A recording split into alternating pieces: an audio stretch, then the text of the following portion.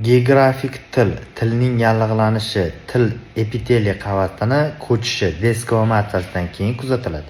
Turli xil kasalliklar geografik til bo'lishiga olib kelishi mumkin. Allergiya, gipovitaminoz, ya'ni vitaminlar yetishmasligi, oshqozon ichak traktidagi yallig'lanish kasalliklari, gastrit, yara kasalliklari, disbakterioz, sklerodermiya, psoriaz kasalliklari ham olib kelishi mumkin. Chaqaloqlarda tish chiqayotgan vaqtda antibiotiklarni tez va uzoq muddat oladigan bolalarda gemoglobini past va vitamin B12 hamda B guruh vitaminlari yetishmaydigan bolalarda tez uchrab turadi.